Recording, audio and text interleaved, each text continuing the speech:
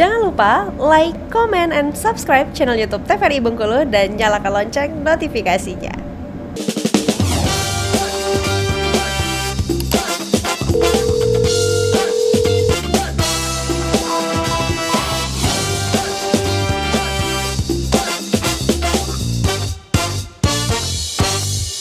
Halo sahabat sehat, terima kasih Anda masih bersama kami dalam Dokter Kitol Bersama Kita Sehat. Dengan tema kita kali ini membahas mengenai otitis media akut atau peradangan pada telinga bagian tengah.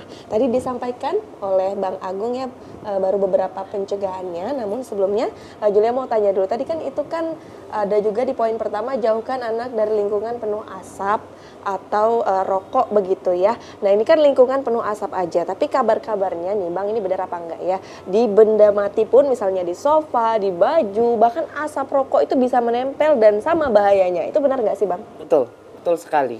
Karena asap rokok itu akan menempel di semua benda yang ada di dalam rumah.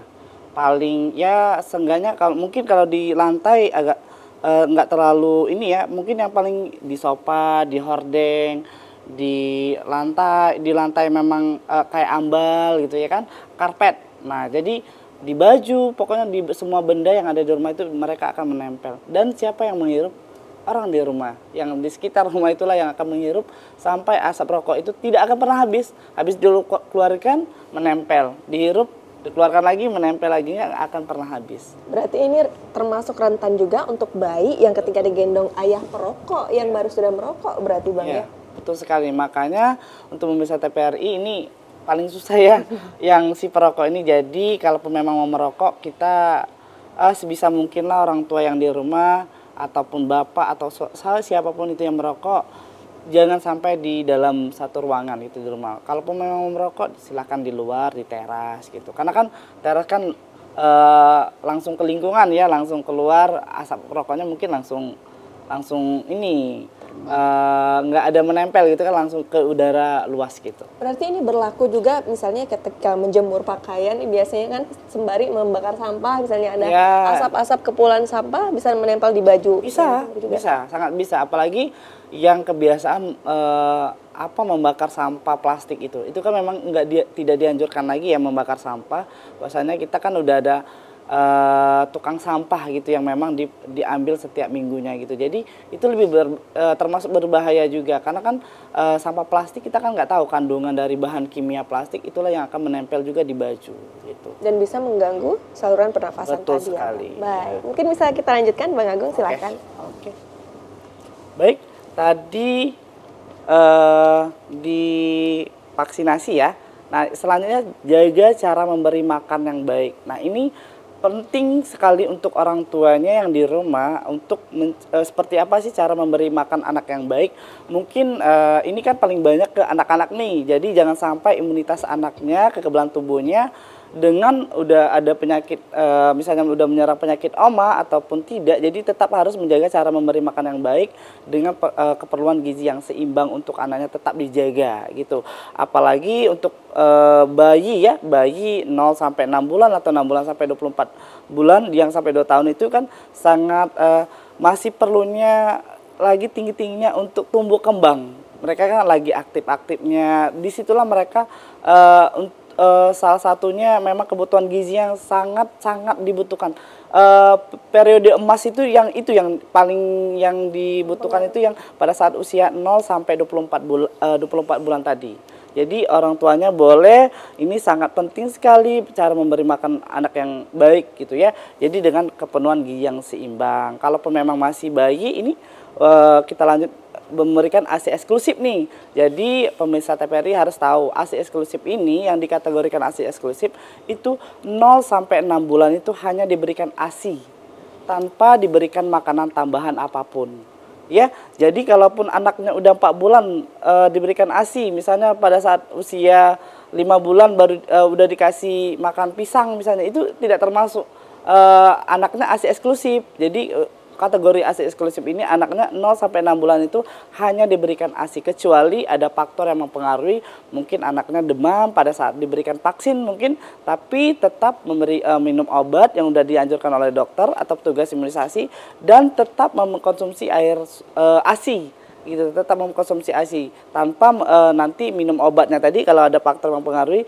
Jadi jangan sampai nanti kan ini minum obat nih, boleh dong minum air putih enggak. Jadi Kementerian Kesehatan menyarankan juga kalaupun memang anaknya demam tetap yang diberikan tadi ASI gitu. Jadi ini kebutuhan ASI. Karena sangat penting ya ASI ini untuk Mbak Yulia harus tahu ya, manfaat ASI ini tidak ada susu formula yang mahal, yang baik sekalipun itu yang menandingi manfaat dari ASI. Salah satunya juga ini ASI ini kebutuhannya juga untuk paling penting sekarang Kementerian Kesehatan lagi gencar-gencarnya untuk menurunkan angka stunting. Ini paling sangat penting sekali. Dan ASI eksklusif ini sangat penting ya. Iya, jadi tantangan untuk ibu-ibu muda nih ya, yang untuk ibu-ibu muda yang di rumah biasanya mereka kan udah stres duluan nih. Kenapa sih ASINya nggak keluar gitu ya dok ya, betul ya dok ya. Jadi mereka enggan memberikan support lagi gitu ke anaknya. Padahal itu kan ada faktor yang mempengaruhi mungkin dari pola makannya, pola tidurnya, kebiasaannya atau kondisinya lagi nggak sehat, itu biasa. Jadi tapi orang tua yang di rumah ataupun ibu-ibu muda jangan sampai stres. Jadi tetap penuhi gizi yang seimbang, gizi yang tetap makan yang sehat, pola hidup yang sehat. Jadi jangan sampai menyerah gitu pada saat ASINya nggak keluar, udahlah ini nggak akan keluar lagi gitu misalnya. Jadi jangan sampai terus langsung diberikan, udahlah alternatifnya kita langsung ke minimarket atau apa, beli langsung susu formula, jangan sampai gitu. Tapi kalaupun memang udah faktornya memang mempengaruhi orang tuanya tidak ada ASI misalnya ya, mau gimana lagi tetap kita memberikan susu formula gitu ya. Jadi ya jangan sampai anaknya nggak makan dong ya kan, kebutuhannya nggak dipenuhi gitu. Tapi yang pastinya kalaupun memang ada ASI, sangatlah penting memberikan ASI eksklusif ini karena paling daya tahan tubuh yang paling bagus ini adalah ASI. Jadi untuk bayi tadi ya. Oke. Nah, itu Bang izin kalau kita bicara ASI eksklusif nih ya, ini kan momen-momen emasnya banget di usia 0 Betul sampai sekali. 6 bulan ya. Iya. Nah, itu berarti ada nggak sih kalau misalnya ada seorang ibu nih ya di usia kurang dari 6 bulan bahkan sampai 6 bulan itu sudah ngasih pendamping ASI itu misalnya nasi, air nasi, itu sebenarnya boleh nggak sih Bang? Tidak, sangat tidak dianjurkan ya. Ini kasus yang kami paling sering kami temukan di lapangan ya dok ya.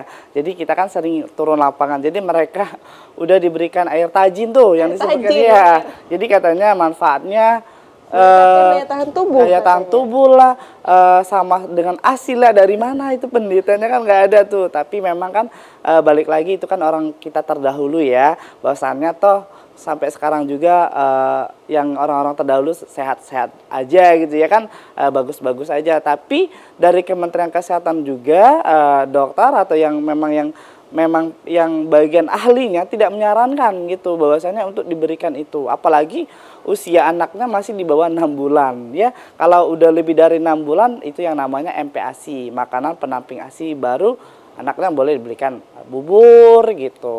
Kalaupun memang diberikan air tajin, kami dari petugas kesehatan sangat tidak menganjurkan gitu. Baik. Oke, lanjut.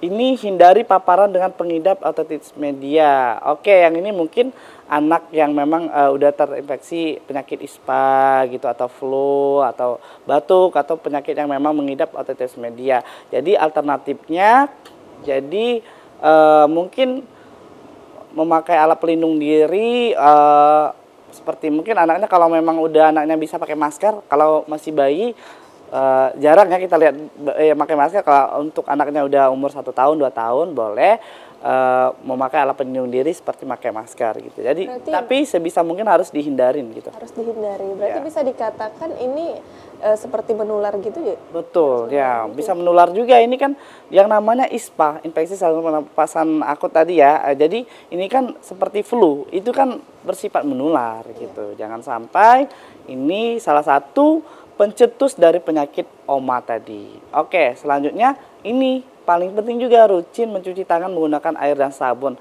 dan berlaku untuk ibu dan anak. Yang biasanya mudah tapi sering sulit untuk Betul, dilakukan. sangat mudah untuk dilakukan, tapi ya Pada saat pelaksanaan sulit ya Bang ya? actionnya ya udahlah simpel-simpel, ada cuci tangan apa adanya aja, hidup keran, gosok-gosok udah, nggak pakai sabun gitu. Nah, Padahal ini sangat penting ya edukasi yang sangat penting untuk kebersihan diri. Gitu. Baik, nah ini pengen banget bedah lebih dalam mengenai pentingnya cuci tangan nih Bang, karena ini memang penting banget. Tapi usai jeda pariwara berikut ya Bang ya. Oke, siap. Pemirsa jangan kemana-mana, tetap bersama kami dalam Dokter Kito, bersama kita sehat.